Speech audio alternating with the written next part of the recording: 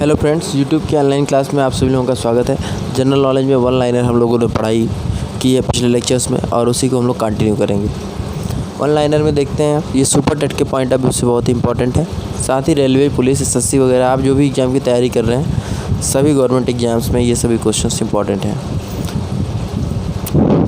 अरुणाचल प्रदेश को नेपा नगर के नाम से जाना जाता है।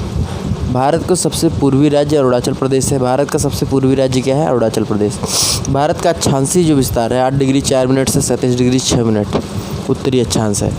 भारत चीन के बीच जो रेखा है, संधि रेखा जिसे कहते हैं, जिसको पार करना नहीं चाहिए, डिवाइड, एक तरह से ऐसा समझ लीजिए कि विभाजक रेखा। भारत और चीन के बीच का जो बॉर्डर है वो मैकमोहन रेखा है। पाक जलसंधि भारत व श्रीलंका के बीच में अभी थोड़ी देर पहले ही पिछले लेक्चर्स में हम लोगों ने पढ़ाई की थी इसके बारे में। भारतीय मानक समय और ग्रीनविच मानक समय के बीच का समय अंतर 5 घंटा 30 मिनट है। यानी भारतीय मानक समय जो है, इंडियन स्टैंडर्ड टाइम IST, और ग्रीनविच माध्य समय GMT के बीच का समय का जो अंतर है 5 घंटा 30 मिनट है। इंदिरा गांधी नहर के लिए जलाशय सतलज नदी पर बना है। इंदिरा गांधी नहर में जो पानी छोड़ा जाता है वो सतलज नदी से छोड़ा जाता है। अंडमान निकोबार समूह में सबसे ऊंची चोटी सैडल द्वीप है। ठीक है, अंडमान निकोबार में सबसे ऊंची चोटी सैडल द्वीप है। ये भी हम लोगों ने पिछले वीडियोज में पढ़ चुके हैं। कावेरी जल की भागीदारी तमिलनाडु और कर्नाटक के बीच विवाद है। यानी कावेरी नदी के जल को ले करके अक्सर करके तमिलनाडु में और कर्नाटक सरकार में हमेशा खींचतान बना रहता है और विवाद का कारण है। खैर, ये तो भारत का आंतरिक मामला है, इसमें कोई दिक्कत नहीं। ये तो समय के साथ ठीक होता रहता है, चलता रहता है। फिलहाल आप लोग इतना याद रखिए कि कावेरी जल की जो भागीदारी है वो तमिलनाडु और कर्नाटक के बीच एक विवाद है।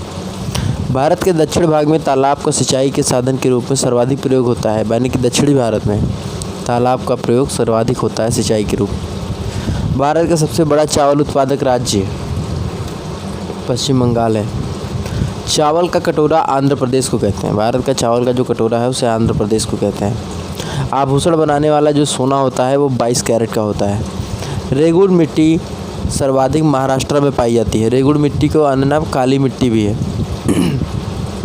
ठीक है, से याद रखिएगा, काली मिट्टी को ही रेगुड़ मिट्टी कहते हैं। ये कपासी मिट्टी है। ठीक है, कपास पैदा होता है काली मिट्टी में सबसे ज़्यादा। भारत में कपासी मिट्टी को रेगुड़ मिट्टी या लावा मिट्टी या चरनोजम कहते हैं। तो आप लोगों ने देखा कि कई नाम है, काली मिट्टी, रेगुड़ मिट्टी, है ना, लावा मिट्टी, चरनोजम, ये सब एक ही हैं। नहरों द्वारा सिंचाई पंजाब में अग्रणी है। यानी नहर के माध्यम से किस राज्य में सबसे ज़्यादा सिंचाई होती है? पंजाब में होती है। और पंजाब जानते ही हैं आप लोग कि वहाँ पे बहुत ही ज़्यादा उत्पादन होता है कृषि क्षेत्र में। भारत का सबसे बड़ा सोयाबीन उत्पादक राज्य मध्य प्रदेश है। संसद के दोनों सदनों का 17वां, यानी ये जो है क्वेश्चन पॉलिटी से आया हुआ है। संसद के दोनों सदनों का 17वां करने का अधिकार राष्ट्रपति के पास है। भारत में दलहन उत्पादन में अग्रणी राज्य राजस्थान है। मोटे अनाज के उत्पादन में राजस्थान अग्रणी है। ठीक है, चाय लेटेराइट मिट्टी में होता है। ये भी याद रखिएगा कि चाय जो है लाल मिट्टी, लेटेराइट मिट्टी में पैदा होता है। चाय का जो उत्पादन होता है लाल मिट्टी या लेटेराइट मिट्टी में होता है। भारत में सर्वाधिक लोहा छत्तीसगढ़ में पैदा होता है। पेरियार जल विद्युत संयंत्र केरल में है। पेरियार जल विद्युत संयंत्र वो केरल में है। और वैसे भी पेरियार जो पार्क है वो भी कहाँ पर है? केरल में ही है। तो उसी के नाम पे पेरियार जल विद्युत संयंत्र केरल में है। ठीक, नेक्स्ट चलते हैं आगे। हमारे साथ, हमारे चैनल के साथ जुड़े रहिए। धीरे धीरे करके आप सभी लोग अपने आप को पाएंगे कि आप लोग काफ़ी अच्छी तैयारी पर हैं।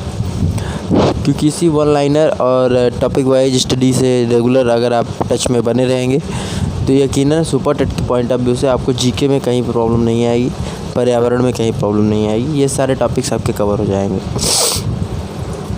चूँकि अभी लॉकडाउन का समय चल रहा है, कोरोना का समय चल रहा है, तो एग्जामिनेशन होने के चांसेस कम है।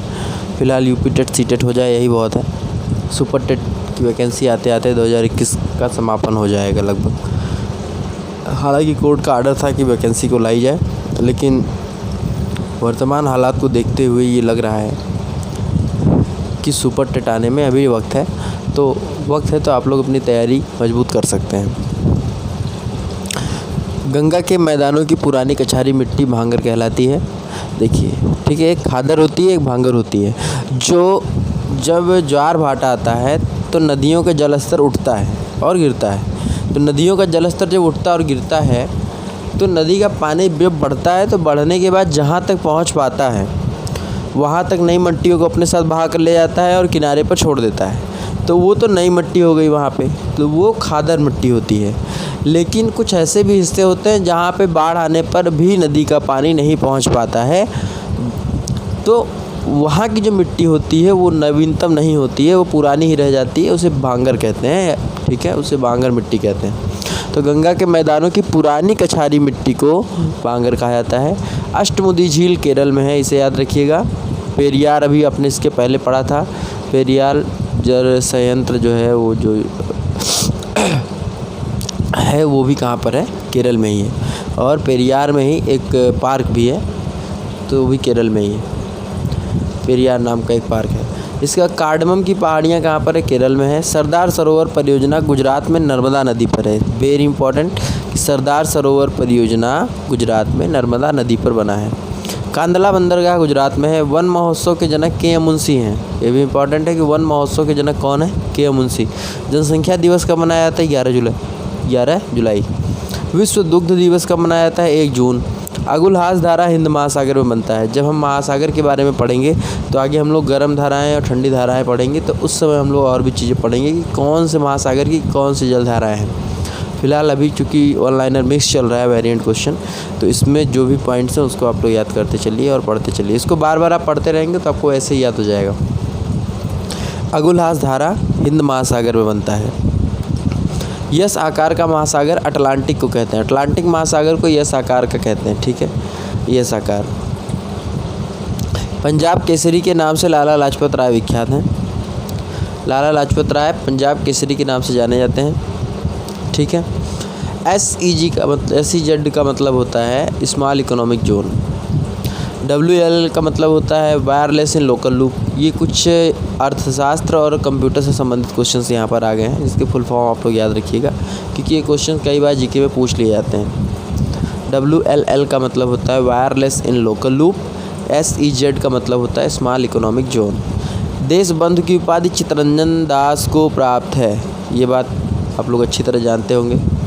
चौरा चौरी नामक प्रसिद्ध स्थान गोरखपुर में है, ये भी बहुत इंपॉर्टेंट है। चौरा चौरी नामक कांड जो हुआ था 1922 में हुआ था, और जैसे ही चौरा चौरी कांड 1922 में हुआ, गांधी जी ने असहयोग आंदोलन वापस ले लिया था, जो कि 1920 से शुरू था। Who lives if India dies, यह कथन नेहरू जी का है। अगर भारत मर जाता है तो कौन जीवित रहेगा, इसका अर्थ यही हुआ, कहने का जो अर्थ है। तो यह कथन किसने कहा, नेहरू जी का है।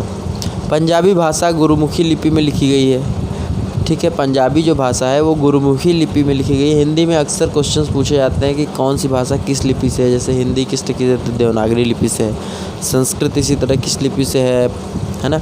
इसी तरह से और भी भाषाएं हैं वो किस लिपि से हैं। तो यहाँ पे संस्कृत भाषा जब आप लोग पढ़ेंगे, या फिर हिंदी और संस्कृत की क्लासेस अभी हमारे बारे में चलाई जाएंगी। अभी कुछ दिनों बाद हम लोग हिंदी और संस्कृत की क्लासेस भी करेंगे। ठीक है, इसी तरह ऑनलाइन के पॉइंट ऑफ व्यू से, तो उस समय हम लोग जानकारी में लेंगे कि कौन सी भाषा किस लिपि से है। तो फिलहाल पंजाबी भाषा गुरुमुखी लिपि से है। सभी लिपियों का जन्मदाता ब्राह्मी लिपि को माना जाता है। जी हाँ दोस्तों, बहुत इंपॉर्टेंट है कि सभी लिपियों का जन्मदाता ब्राह्मी लिपि को माना जाता है। भारतीय भाषाओं में हिंदी के बाद विश्व की बांग्ला भाषा सबसे अधिक बोली जाती है। गोवा की स्वीकृत भाषा जो है क्या है, कोंकणी है। गोवा की स्वीकृत राजभाषा क्या है, वहाँ की कोंकणी है। उत्तर प्रदेश की राजभाषा क्या, हिंदी है। जनसंख्या में सबसे बड़ा राज्य यूपी, उत्तर प्रदेश। क्षेत्रफल में सबसे बड़ा राज्य राजस्थान। जनसंख्या में सबसे छोटा राज्य सिक्किम। जनसंख्या में सबसे छोटा राज्य सिक्किम, और क्षेत्रफल में सबसे छोटा राज्य गोवा है। ठीक है, इसे याद रखिएगा। ये चारों, जनसंख्या में सबसे बड़ा यूपी आप लोग जानते ही हैं, क्षेत्रफल में सबसे बड़ा राजस्थान, ये भी आप जानते हैं। इसमें गड़बड़ी हो सकती है, जनसंख्या में सबसे छोटा राज्य कौन सा है, सबसे छोटे राज्य की बात की जा रही है। तो जनसंख्या में सबसे छोटा राज्य सिक्किम है, और क्षेत्रफल में सबसे छोटा राज्य गोवा है। इसके बाद केंद्रीय भारतीय भाषा संस्थान मैसूर में है। केंद्रीय भारतीय भाषा संस्थान कहाँ पर है? मैसूर में। हैदराबाद मूसी नदी के किनारे स्थित है, बहुत इंपॉर्टेंट है, याद रखिएगा। कौन से शहर किस नदी के किनारे बसे हुए हैं, इसके बारे में भी हम लोग डिटेल में चर्चा आगे करेंगे।